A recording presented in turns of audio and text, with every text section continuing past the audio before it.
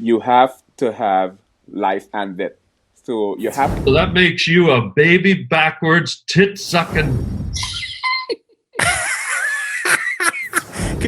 You are a juggernaut. You are, you know what you are? You're my Shih Tzu and a Pitsu. He drowned in a pool and he'd kill himself.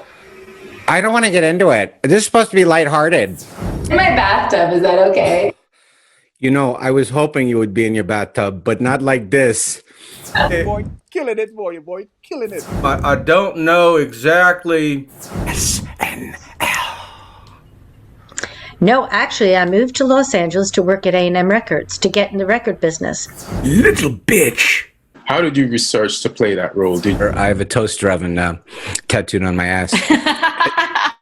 It's not, you know, with chips in it. I was soft, like Coke, Pop, you know, 7-Up.